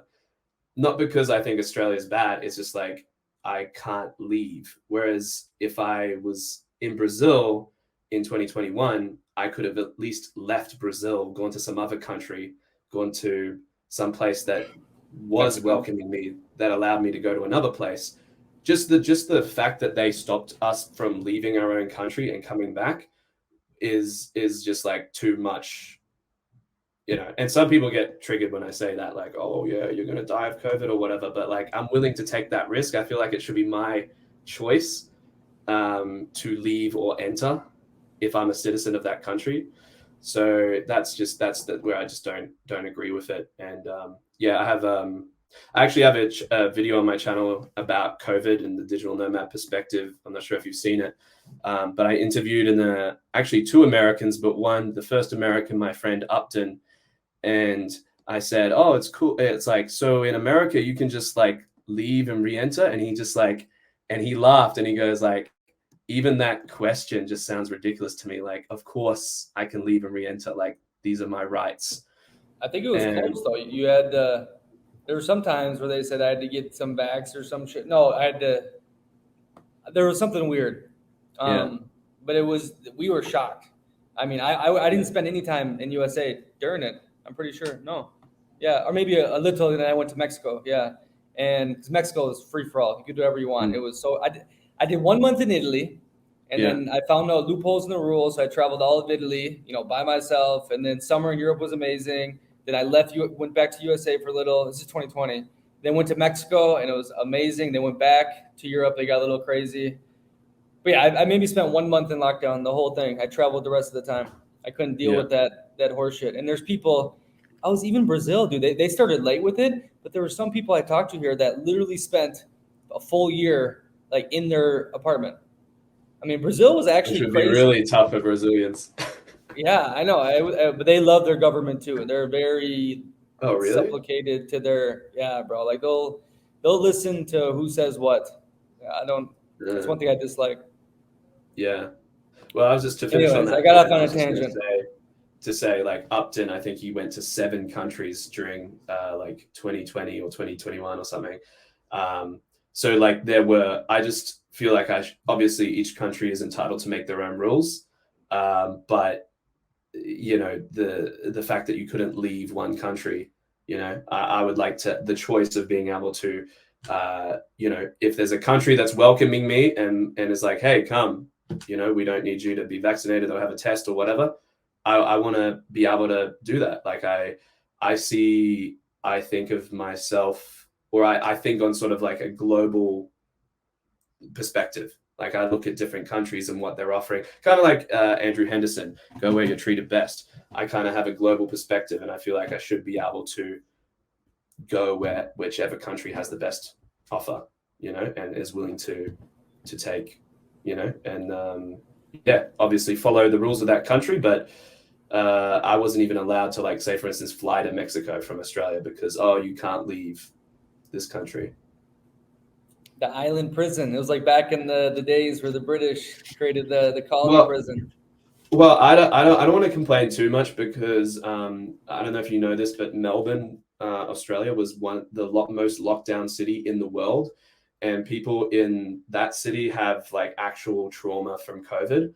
I was spending 2021 on yacht parties and like having a great time. I just Oh, they couldn't were in leave lockdown my in state. 2021. Yeah, they were in So lockdown two a lot of years. 2021 as well. Well, it just kept going on and off because it was they tried. We had a COVID zero strategy in Australia. So in my state of Queensland, if there were like 3 cases that they couldn't track, they just locked down the major cities. Enough Yeah. of this talk. I've heard this talk too much times. I don't Mm. want it. My next thing, two things. You got time, right? 30 minutes. I want to do 2 hours, and we're good. Okay. Yeah. Cool. My battery might die by then. How much you I've got? got 42% left. Oh, you're fine. Okay. So like we were talking about before this, because we're talking me breaking out. I think it's because of the cheese in Brazil. And you Mm. said, well, how was your skin in Asia? And I said, for the most part, good, because you don't eat much dairy. We Yeah. got onto the idea about people are like, no, I need my 75-inch TV and direct TV, and I need 10 pairs of shoes. And what am I going to do without this brand of Yeah. medication? Is a big thing that holds people back traveling. What is your idea on that, or how can you help them like get over that thinking? Um, Kind of like what I was alluding to before. I think some people they just don't want it enough. It's like saying to someone like, how do you build $1 million business or get the body of like get a 6 pack, right? Um, there's people that don't need any motivation for that because they have enough internal motivation to do it, and they're willing to make the sacrifices. I remember one of the questions I got initially about, oh, like how did you just like pack up and leave and live that digital nomad lifestyle? Weren't you scared? And I was just like, scared? I think part of it, to be honest, is like I had my partner, like had someone with me. So like to go with the most person who you're the most closest to, and take them with you, obviously makes it a little less scary. But even these days, like very easy for me to leave the country. I sometimes I would go to bed and be like, oh, like imagine myself in a foreign country and get a little scared, but then I'd wake up the next day and be like, oh no, like the funny thing is, like, this might sound really stupid, but like no matter where you go in the world, like there's still roads, there's still cars, there's still restaurants. It's like it's not that like you could you could like for a minute forget where you are, because the world is, I guess, a lot more similar than and not scary as a lot of people make it out to be. Um, especially here in Sao Paulo, like it's not super. I mean, I'm not an expert on Brazil like you are, but it's not super Brazilian. Like I walk down the street and there's like normal stuff you would have in any city, like a restaurant, people walking on the street, cars. It's nothing that's like screams Brazil, apart from when people speak Portuguese, right? So like a lot of the world, I guess, to those people that are scared, it's not as scary as you probably think. But at the same time, like if you're too scared to do something, you're not going to do it. Like uh, I'm scared of bungee jumping, for instance, and I'm going to need to have a big enough motivation to jump from a platform attached to a rope, to overcome that fear. And so for a lot of people, like I have a cousin actually who is not interested in travel at all. He'd rather read. He's a complete like he's super into. He's an academic basically, and he'd rather read a textbook than go to a foreign country.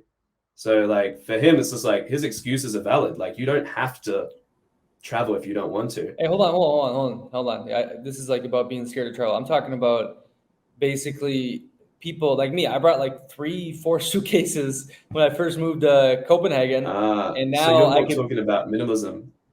Well, bad, but also like everyone thinks they can't survive with what's at their home now, or what are they going to do if they don't have McDonald's? Well, McDonald's is everywhere. What are they going to do if they can't get this type of meat at the grocery store? Like, how do you overcome that? And then obviously, like me, Mm. I learned to enjoy a lot more different things. Like in Italy, how I make my coffee, or like I found different medication that helped, or Yeah, yeah. like you replace it, something that you thought you absolutely needed, and then you realize like, whoa, this was better over here, right? And then I don't know, you kind of get the minimalist idea takes over, and you realize like, okay, maybe I don't need all these different things, and there's substitutes for it, Mm. or I can live without it, right? Yeah, it's honestly a bit of a hard question for me to answer, because I don't really relate to those sort of people. I mean, what's the statistic with America and the amount of people that have passports? It's like at least a third that don't even have a passport, right? Whereas like I had traveled abroad numerous times before I turned 18. So like I don't want to be uh, non-sympathetic to people that are like a bit scared to go to a foreign country. I get it.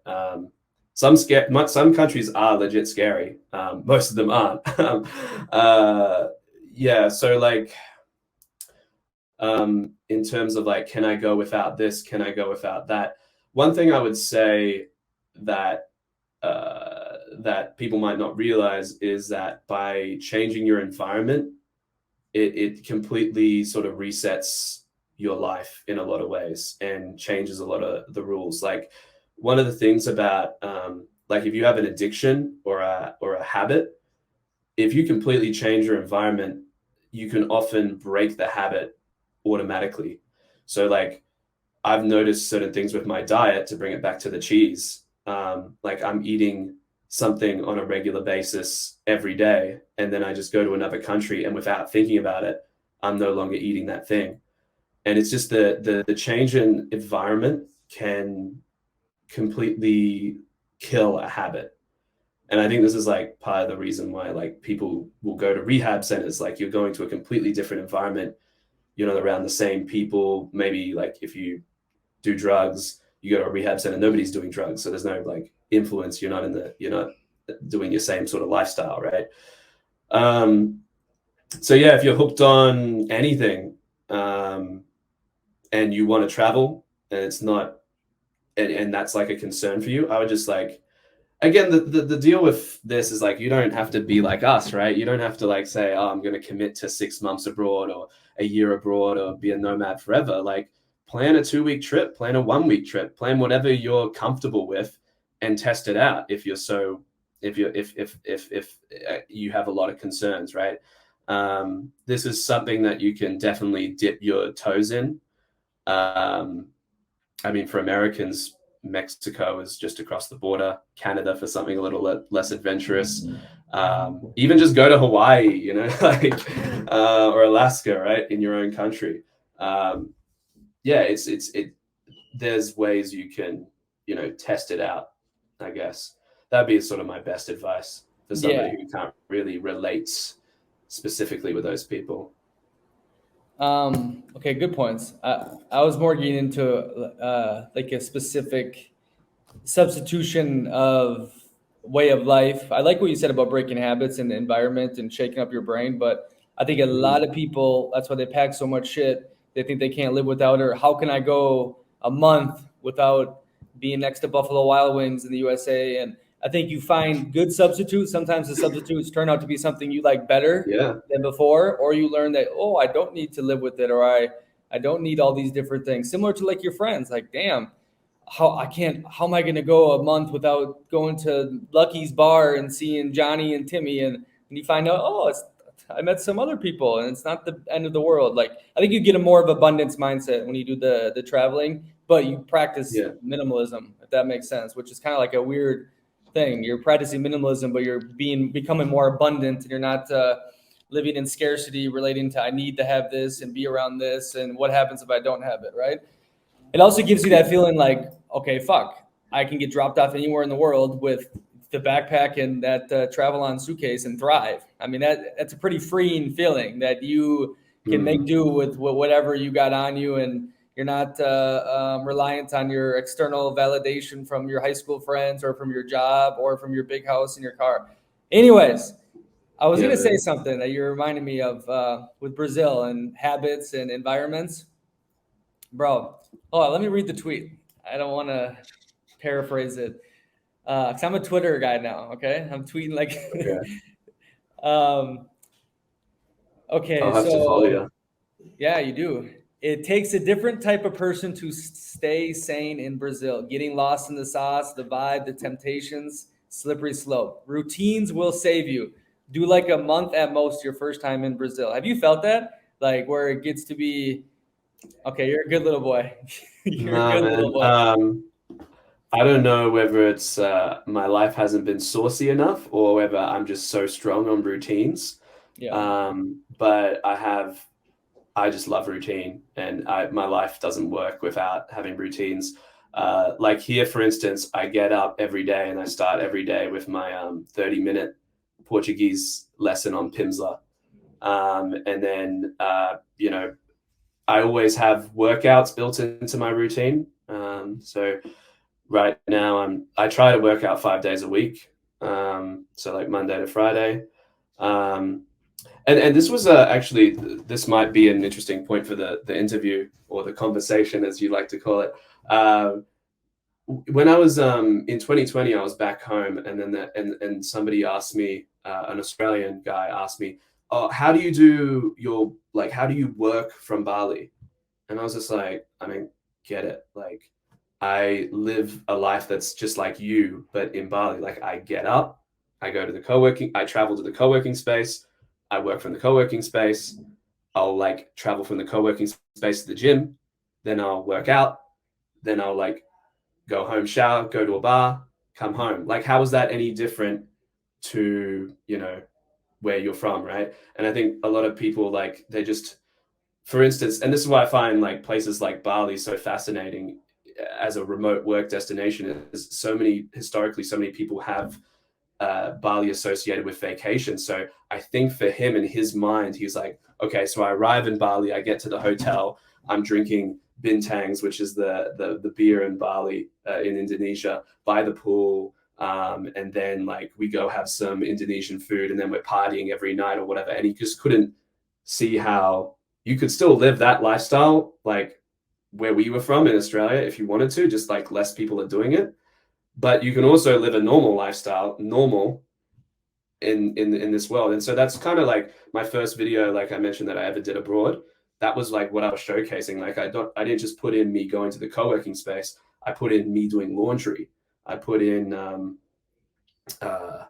getting a massage. That's not particularly typical of a normal life, but like I tried to be like, this is a normal life, but I'm in Ubud Bali, like I'm in the jungle sort of thing. And so like yeah, getting back to sort of that routine is like I will always plan a routine before I get to a place. Like I know where I'm staying, where the nearest gym is that I'm going to, where the nearest co-working space that I'm going to, the main spots, right? It's just it's different to how people plan vacations. You know, like, oh, I'm going to this resort and I'm just gonna party. Like this is the best area, like just because somebody said it online, you know? Like what are the 100%, stuff you need bro. to do? The routine thing is the biggest thing because a lot of people they're stuck in that vacation, mindset when they go to a different place. They, get lost in the sauce pretty quick. But if you can just get those same routines that you did back home or you do when you're productive, and like I like to do it my morning. My morning routine is the most important thing ever, right? And then after Yeah. the lunch, I eat the nice local lunch. I intermittent fast. I get like a nice little meditation 20-30 minute thing in, and then I go explore or do something interesting. Normally, this is Mm. like when I'm not like living in a place for a long time, I guess. So there's different routines. This is like for a month, like a digital nomad routine. I'm going to Albania Yeah. for 6 weeks, right? This is that kind of routine. I go explore, do touristic stuff, and then like I'll either have a date or like I'll finish any work I need to do at night and then do the same thing the next day, right? So I mix in the Yeah. evenings. Not at all evenings you get to have fun, but if I'm living the 6 weeks, 1 month in a place, like obviously I do a lot of shit that is exciting. But that morning routine is Yeah. the biggest thing in the world for I me. got a question for you because you live more adventurous than I do. Do you find that there's like a conflict between trying to build a routine, trying to build systems where you're productive versus like does that sort of stop you from living a more adventurous lifestyle, more wild lifestyle? Because for me, like I've been like, okay, if I'm working, if this, as a digital nomad, I'm predominantly working, right? So it's just like, oh, I won't go to that destination because I don't know if I can be productive there. So do you find that like it's hard to balance, or you can find like a good amount of like adventure while keeping that routine? See, yeah, I think I'm a pretty disciplined person. But you gotta remember too, like half the year, 4 months, I'm, a professional athlete as well, right? So I guess it's Mm. that other 6 months we're talking about, and that's yeah, I don't have no issue at all because I don't like partying. Like my ideal thing is to be on the beach with a pretty girl with a bottle of wine and go to sleep before like 11 midnight, right? Like I don't Mm. like to be where people get in trouble is their late nights, the clubbing, the Oh yeah. drugs, I mean that's what's gonna fuck you up for the next couple of days, and that I never really enjoyed. Every once in a while, you know what I mean? But Yeah. no, like even the craziest places I've been just fine finding a nice I cafe. guess I'm a it. cafe guy. I can't do Yeah. your work thing. Even though I went to one in Florianopolis with my buddy, and it was pretty good, bro. You had free coffee and people left you alone, air conditioning, good Wi-Fi. So maybe I should try it. But I got my cafe. Oh, wait till you go there, bro. You're gonna be, oh, it's heaven. It's I think outdoor, the all the greenery. I can't wait. I love it. I think the place I booked is like really close, right? I think I told Yeah, you yeah, that, right? Yeah. yeah. It's So amazing. yeah, looking Okay, forward to hey, it. last thing though. So you left. So you were with that girl for 2 years, right? When you started Yeah. this journey, and then Hmm. you, after that, like, what did it feel like to leave that in the past? And I don't know if you've had any other situations where you had to make a decision to leave a life you built or a relationship you built to go out Mm. on your own from the jungle. How do you like cut the cord like that? And do you end up ever regretting it, or are you always glad that you decided to go to the next destination or do the next thing? Yeah, so actually I haven't had that experience, but that has been a audience sort of question that's come up. Again, providing advice on something I have no experience with, my advice would be to weigh up what's more important to you. Um, and then also be honest with yourself, because I had a relationship at the start of this year, and I she, so I did stay in the one city for her, but we had a long-term plan to travel together.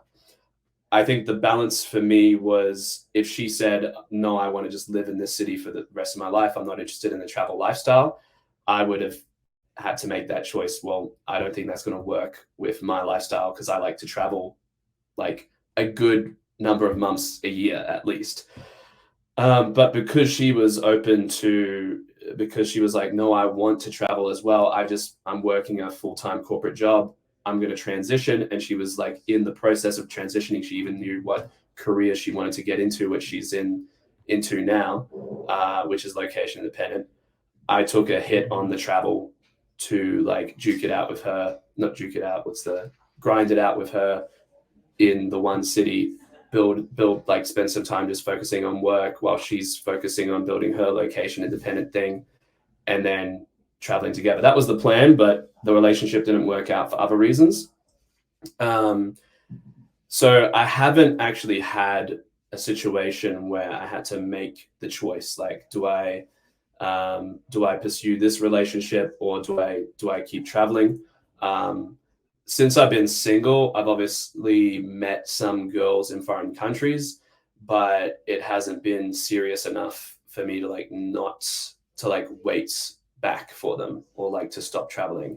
Again, my situation's like quite different to most people. Like, I started the lifestyle with a partner from my home country, who was down to do it with me, and we were together for 2.5 years doing it, and then became single. So it's a little bit different. I haven't, and yeah, I haven't spent. I've spent probably. Actually, that's not true. I have spent probably a lot of time back in Australia since then, and a lot of time abroad as well. But yeah, I haven't had that situation specifically. I guess my advice, not knowing, not knowing exactly what that feels like, is just, yeah, weigh up what's most important to you, and then also notice like how much you're sacrificing for the person. If you're changing just for them, like your part, especially as a guy, you don't want to be um, you know castrating yourself just to be with a girl, sort of thing. And if this sort of lifestyle, or anything you want to do with your life, is central to like how you want to live your life, then that's probably something you shouldn't compromise on. Yeah, 100%. Every time I get in a similar situation, I I go basically, and then I always think back like, thank God.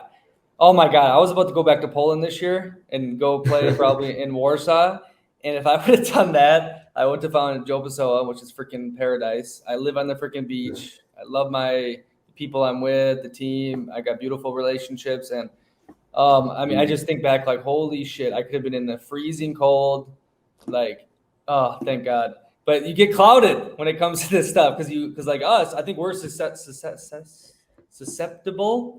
Yeah, jeez, to feeling like deep emotions or connections. You don't want to like lose it, right? Because you kind of have a lot of fleeting things on the mm. road, not as much deep emotions and people and whatnot, and you start getting a taste of it.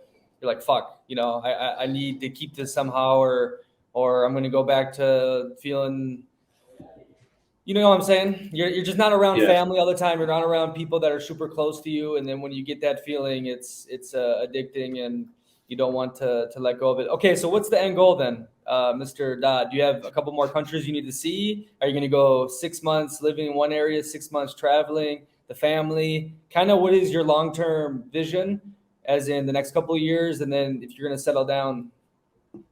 Yeah, so I do have a long-term vision. It just depends on uh, it's very dependent on meeting the person. So I want to, like I mentioned before, find a partner to sort of live this lifestyle with.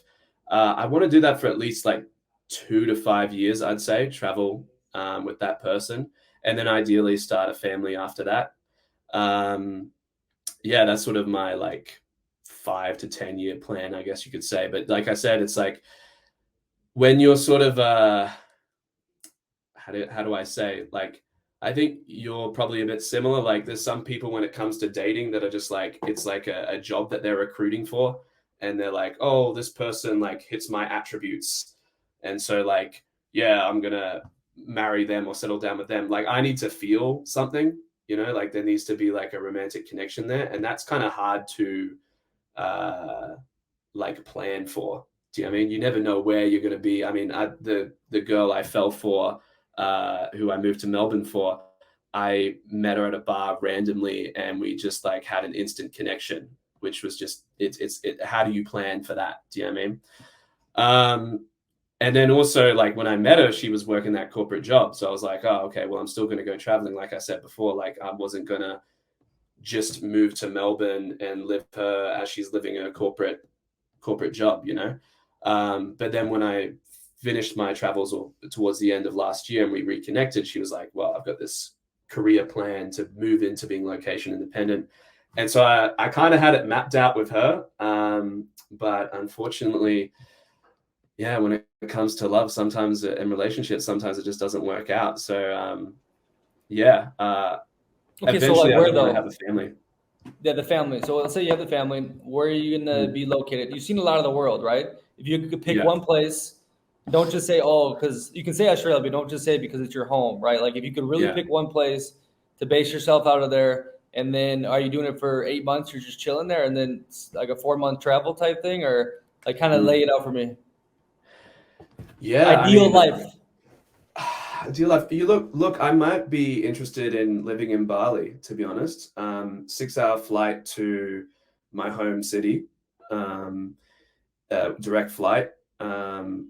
My family, like Bali is kind of like, I don't know what would be the comparison in the US, like Cancun or something. Like Cancun. it's super close. A lot of people come there, be easy to get family to visit. I can easily go visit family. And it's just the digital nomad paradise. And they actually have international schools, good international schools Can you there. still live cheap there, or what? It's it could be up to 50% more expensive than it was during like the heyday back like 2018 and stuff like that. But when you have something that's like ridiculous, like the whole world is inflated, right? Maybe Bali's inflated at a higher rate.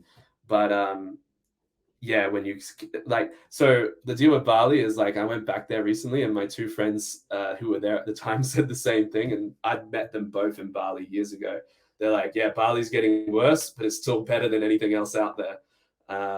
So it is a shame if you've had the experience of being in Bali like 2016 to 18, actually 2016 to 2020, I think, just before the pandemic. Uh, it was great. But it's a bit of a shame to look back on Bali and be like, oh, I miss those days. But it's still great. It's still great. It's just Give me a price point overrun. for like you're pimping, like you're living as perfect as you want to live. I don't know, because it's, to be honest, like I know this is not a very satisfying answer, but Bali's gotten to the point now where it's so world famous that you could spend probably Dubai money in Bali. Like my sister's wedding that she just had in Uluwatu. My sister got married. She had a destination wedding in Uluwatu, Bali. Actually, it wasn't Uluwatu. It was like in the southern area near Uluwatu called Angasan. Her wedding was like expensive. I'm not going to say the number, but you would probably be surprised at how much she paid, or how much the family paid for that Can wedding. you get that nice place for $1,000 anymore, or what? Probably. Yeah. Okay. Yeah, I haven't looked too much into it. Some people say, how do you get accommodation in Bali? Just the usual ways, go on booking.com, Airbnb. I used to, I actually I think the first few times I had contacts. So I messaged people directly through WhatsApp. They love WhatsApp there in Indonesia, just like in Brazil, I guess. And yeah, like the next time I came, I had a WhatsApp of somebody, but it just got to a point where I'd WhatsApp these people with my specific dates, and they'd be like, "Oh, we don't have those dates." And then, so what's a place you can search for properties that have your dates? The usual options. So yeah, I would for those people who ask about accommodation, yeah, you probably get cheaper. Like anywhere, you book online, you get there, you make connections, and you see what But kind of Chris, deal you for can right strike. now, I can spend $1,000 and have a dope place at least in Bali. I don't know, man. I You haven't don't actually think looked it so? up. I haven't Oh actually my looked it up, man. god! Plus, I don't think in US dollars. Yeah, you're thinking. Yeah, I still think in my home Is it year currency. round? Is it year round good weather? Or they have the rainy season. Excuse me. Yeah, honestly, I don't even look at when the rainy season is. It just So is year good? It's good. because like I just choose my destinations based on when it makes sense for me. I don't look at the weather too much. Because yeah, look, the thing is like it'll rain, but then it'll rain and it'll stop. I don't know. Some places around the world, like the rain just lingers. In the tropics, it's typically not a thing. Like even where I come from in Australia, like if there's rain, it'll rain for like a day heavy and then it goes away. And sort of similar in Bali, I've never seen it as an issue. I guess if you hate the rain, it is though. So all the places you've been, obviously it's a tough thing. There's so many different factors, but if you had to pick one, it'd be Bali. Yeah, Bali. If you had held a gun to my head and said, "Where's the best place Yeah. in the world to be like me?" It'd have to be Bali still. It's I also am an I'd say like the one type of person that won't like Bali is somebody who doesn't want to be around a lot of people with a lot of mainstream stuff. So, for instance, you went to Chiang Mai, right? A lot of people love Chiang Mai but hate Bali, even though they're both like Asian and like have a lower cost of living and you could say similar food. It's a very different vibe because it's a low key lifestyle there in Chiang Mai. Bali, it's if you're in Canggu, it's hard to have a low key lifestyle, like because so much traffic, bikes going everywhere, parties everywhere, people everywhere, crowded gyms. Like it's going off there in the Canggu area. Bali's a huge island, so like for instance, if you go to the north tip of Bali, there's no foreigners there at all. At least when I went in 2018. So like Bali, the whole thing, yeah, you can find a spot where there's just grass, How do you But in compare Canggu, it's busy. Phuket? How do you compare Phuket to Oh, Bali? I hate Phuket, to be honest. Yeah, it's not comparable. Completely not comparable. Yeah. Porque Porque, where do I start? So I remember when we had the conversation, you were coming to Thailand. I'm like, oh, this would be interesting to see Nick go where I've spent a lot of time before and see his impressions because you've spent most of your time in places that I haven't really spent time in. And yeah, when you went to Phuket, I don't know if you asked me my recommendation or not, but you went to the place in Phuket that I hate the most, which is Patong. Patong. And you I stayed knew in it the was gonna be center. crazy, bro. I wanted to be debaucherous for a little bit. I think for and you can correct me if I'm wrong, but I think for yourself, like even the stuff you were saying about Southeast Asia once you went there, I think like I'd been going to Southeast Asia since I was a kid, right? It's like, yeah, like I guess Mexico for us compared to like, if you were American, right? So like none of the stuff was that exotic or exciting or interesting to me. So for me, but for you, like, yeah, maybe go into the heart of it and just be like, wow, this is Thailand. I yeah went. I probably went to Patong when I was at some point in my childhood. I don't know, or like I've definitely been to Thailand in my childhood. So the observations you had about Thailand, I found interesting because it's like, yeah, like that's pretty obvious. But it was obvious for me because that was like the norm for me. Just like we were talking about before with Brazil, and like I hate the fact that here at my building, the security has to let me into my building. And I find that so annoying. And maybe that sounds like totally normal to you because you've spent a lot of time in South America, right? But yeah, like I don't know if you would like. How did you feel like Patong obviously was interesting to you, but like, would you want to like stay there longer or? No, of course I couldn't Yeah, like live there, but the beach was not bad. I mean, seriously, I've been to a yeah, lot of beaches. I didn't find the Patong one terrible. I found a lot of good yeah, food places. Obviously, the party was ridiculous, and then if you walk around, you get harassed. I yeah. really liked the Kamala Beach was in Kamala area was really chill, Uh, nice beach, and then the place where the Russians stayed, I think that was like really modern and I mean not bad at all. You know what I'm talking about? maybe I was there October, like a year ago, October last year. Yeah, And then, so I was going to stay the whole time, right? And then I had to go to a funeral. I had to fly back. And yeah, so then I went to the Cambodia, which I love Cambodia. And then Chiang Mai. I spent a lot of time in Chiang Mai, probably like a month and a half, I think, almost 2 months. yeah. I And spent a month and a that half was too. uh, that was chill. But all I did was like just work, go to the pool, get massages, see a Mhm. couple temples, and I think that was a really good place to work for sure. And safety. Yeah, The one thing I didn't like about Southeast Asia, it was like it reminded me of Latin America, where you can just do whatever the fuck you want. It's cheap as hell, and mm. but there was no like danger in Latin America. Latin America, you have a little edge, like it's just a So different vibe. In Southeast Asia, it's the like this fact is that you're boring. not going Like to get robbed or jacked is a it's downside to you. crazy, bro. Like it was almost Wow. too easy of a life in Southeast Asia. You know what I mean? I Yeah, like Phuket though. I think I would really like Phuket if I explored more of the local areas. But again, I had to leave. But like even yeah, Kamala Beach, which is a lot of tourists, I'm like, holy shit, this is a nice beach. These are good drinks. I met some good people, and yeah.